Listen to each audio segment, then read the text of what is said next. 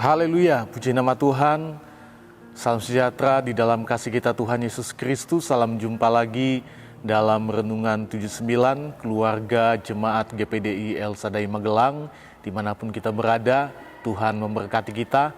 Mari kita menikmati kebenaran firman Tuhan pada hari ini. Dan firman Tuhan saya beri tema Imam Besar Agung. Kita akan melihat Ibrani 8 ayat 1 dan ayat 2. Demikian firman Tuhan. Ibrani 8 ayat 1 dan ayat 2 saya baca dalam salinan firman Allah yang hidup.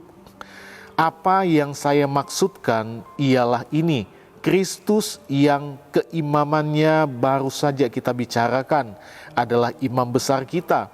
Ia berada di surga, di tempat yang paling mulia, di sebelah kanan Allah sendiri. Ia melayani dalam kemah di surga, tempat ibadah yang sesungguhnya yang dibangun oleh Tuhan, bukan oleh manusia. Puji nama Tuhan.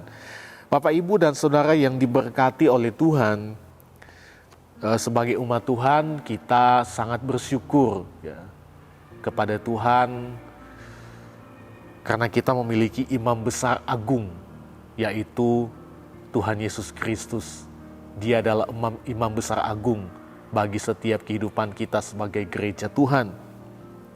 Dan imam besar agung yang belum pernah dimiliki oleh orang lain, yang belum pernah dihasilkan oleh zaman ya. Jadi belum ada sejak dulu imam besar seperti Tuhan Yesus Kristus.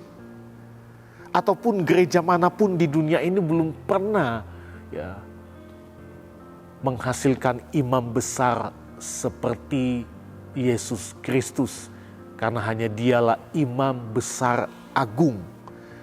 Karena kalau kita lihat semua imam besar di dalam perjanjian lama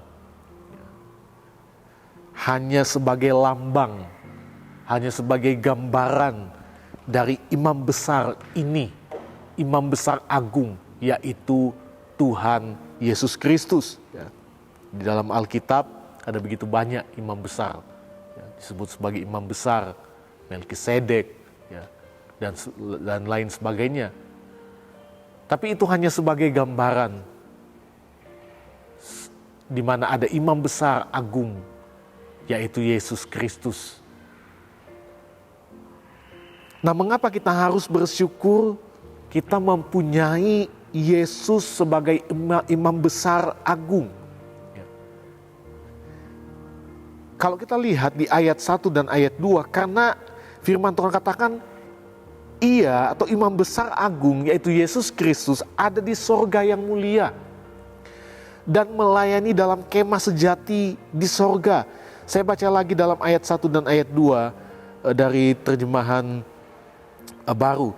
Inti segala yang kita bicarakan itu ialah kita mempunyai imam besar yang demikian, yang duduk di sebelah kanan tahta yang maha besar di sorga, dan yang melayani ibadah di tempat kudus, yaitu di dalam kemah sejati yang didirikan oleh Tuhan dan bukan oleh manusia. Jadi kenapa kita harus bersyukur kita mempunyai Yesus sebagai imam besar agung? Karena firman Allah berkata dia ada di sorga. Dia melayani dalam kemah sejati di sorga. Imam besar dalam perjanjian lama hanya melayani di kemah suci yang dibuat oleh tangan manusia.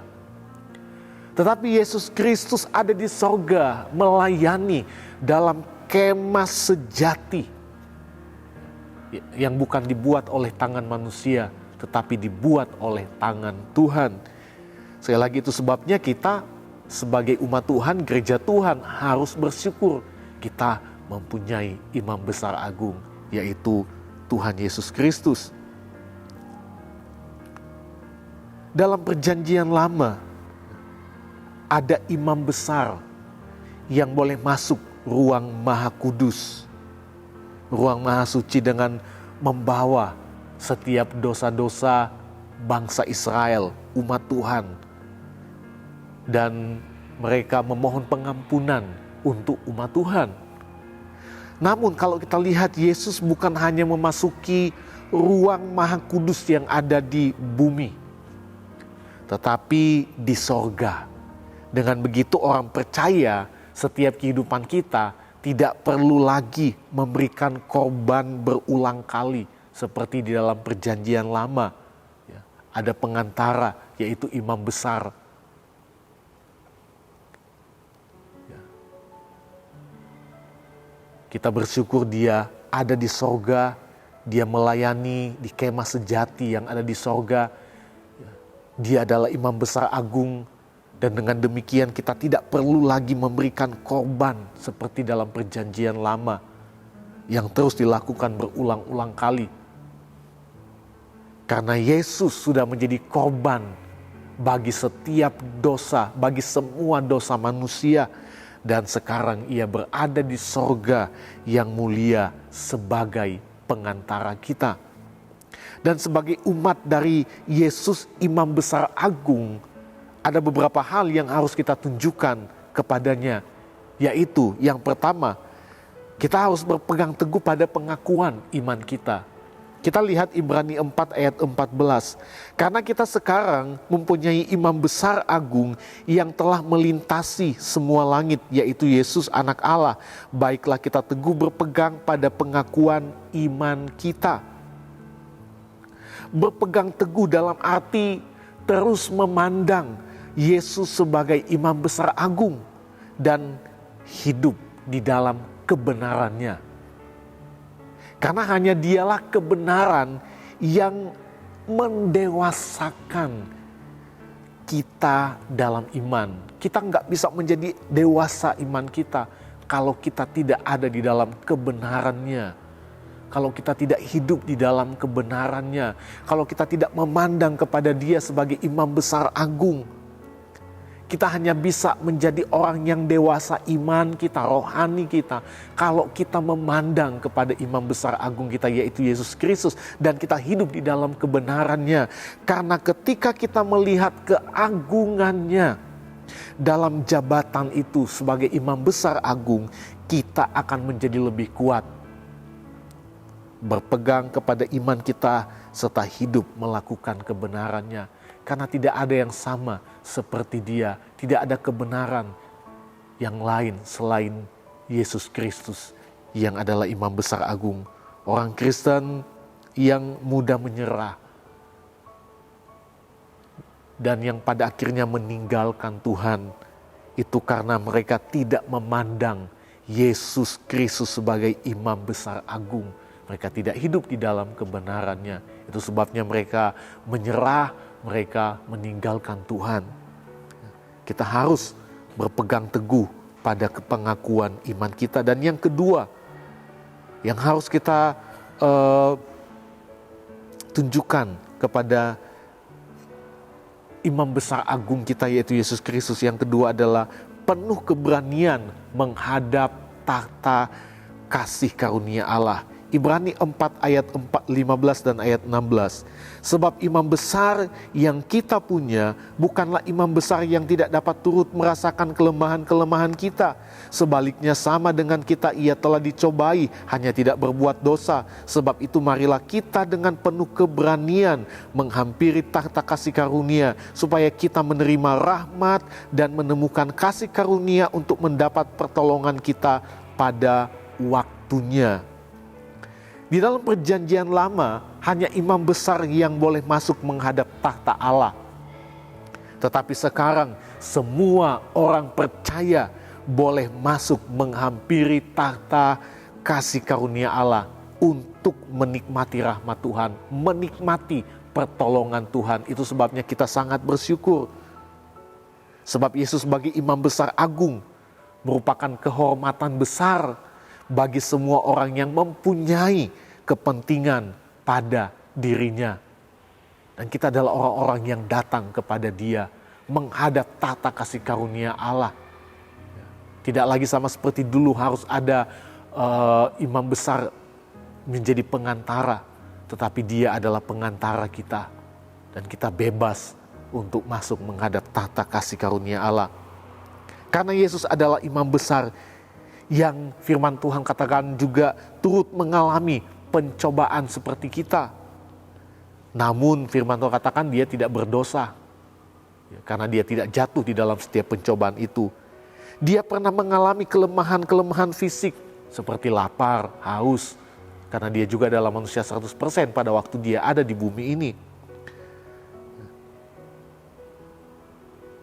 Itu sebabnya dia bukan hanya sekedar tahu apa yang kita alami sebagai manusia, tetapi dia adalah Imam Besar Agung yang berempati.